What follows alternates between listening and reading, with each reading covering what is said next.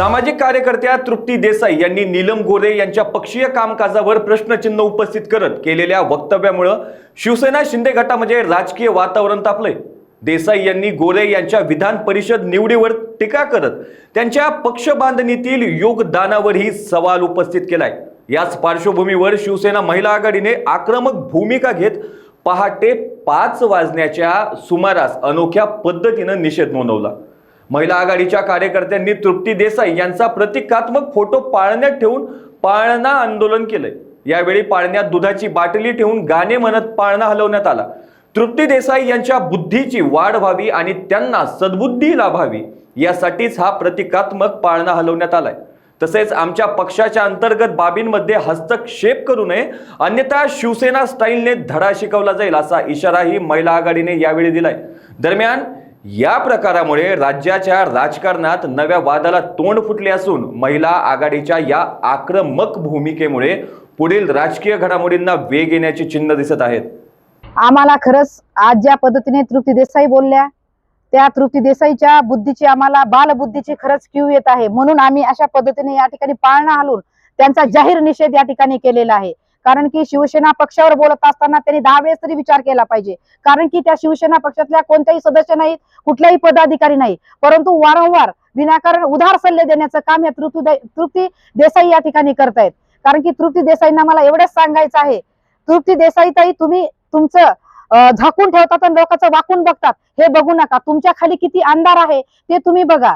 कारण की या ठिकाणी तुम्ही जे बोलतायत की नीलमताईवर अनेक वेळा तुम्ही बोलतात, अनेक वेळा बोलत असताना या ठिकाणी प्रसिद्धी मिळवण्याचं काम तुम्ही करत आहात। अख्ख्या महाराष्ट्राला माहिती नीलमताई गोरे काय आहेत, त्यांचा जे राजकीय प्रवास आहे, त्यांचा जो सामाजिक प्रवास आहे ते तुमच्या वयापेक्षाही जास्त आहे आणि तुम्ही त्यांना सल्ले देण्याचं काम करू नका। या ठिकाणी तुम्ही जे सल्ला देण्याचं काम करतात ते सल्ला या पचनी पडत नाही। तुम्हाला एवढंच आम्ही महिला आघाडीच्या वतीने सांगू इच्छितो, यापुढे असे जर तुम्ही उद्गार काढले तर नक्कीच महिला आघाडी तुम्हाला धडा शिकवल्याशिवाय राहणार नाही।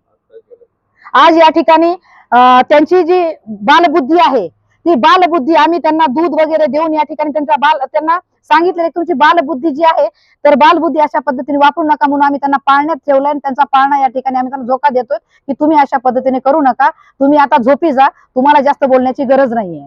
तृप्ती ताईला एवढंच मला या ठिकाणी आव्हान करायचं की राज्याचे मुख्यमंत्री म्हणून 2.5 वर्ष काम करणारे आजचे उपमुख्यमंत्री आणि बाळासाहेबाचा वसा चालवणारे महाराष्ट्रातले एकनाथजी शिंदे साहेब यांना तुम्ही ज्ञान शिकवायचं काम या ठिकाणी करायची गरज नाही।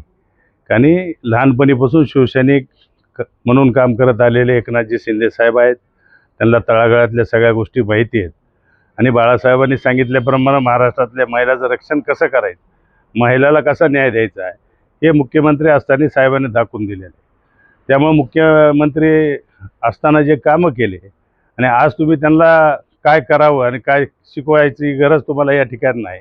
आत्ताच आमच्या महिला आघाडीने या ठिकाणी तुमच्या नावाचा पाळणा हलवला आहे, तुम्हाला दूध आमच्या महिला आघाडीने या ठिकाणी पाजवलं आहे आणि असं जर सल्ला द्यायचा प्रयत्न वारंवार तुम्ही करत असाल तर आमच्या वाघिणी पुन्हा या ठिकाणी शिवसेनेच्या गप्प बसणार नाहीत। मग खरंच तुम्हाला येऊन दूध पाजण्याची एवढी ताकद आमच्या महिला आघाडीमध्ये आहे आणि त्यांच्या पाठीमागं महाराष्ट्रातला शिवसैनिक आणि एकनाथ शिंदे साहेबाचा सैनिक त्यांच्या पाठीमागं खंबीरपणे उभा आहे। म्हणून आपण जास्त ज्ञान तुमचं जे आहे ते तुमच्यापाशीच राहू द्या, ते ज्ञान आमच्या एकनाथ शिंदे साहेबाला शिकवायची गरज नाही। कारण त्यांनी महाराष्ट्रात काय केलं आहे, मुलींसाठी काय केलं आहे, वडीलधारी मंडळी असेल, लाडक्या बहिणीसाठी काय असेल, शेतकऱ्यांसाठी ज्या ठिकाणी अन्याय होईल त्या ठिकाणी स्वतः त्या ठिकाणी जात असतात, म्हणून त्यांना तुम्ही ज्ञान शिकवायची गरज नाही। ते लहानपणीपासून बाळासाहेबांचे शिवसैनिक आहेत, दिघे साहेबांचे शिवसैनिक आहेत, त्याप्रमाणे ते चालत आहेत आणि ते चालत राहणार आहेत आणि ह्यापेक्षा अजून चांगलं काम त्यांच्या हातून या महाराष्ट्रामध्ये घडणार आहे। त्यामुळे तुम्ही तुमचं ज्ञान तुमच्याकडे राहू द्या, ते ज्ञान द्यायचा प्रयत्न तुम्ही करू नका, नाही आमच्या महिला आघाडीच्या तावडीमध्ये तुम्ही गटू नका।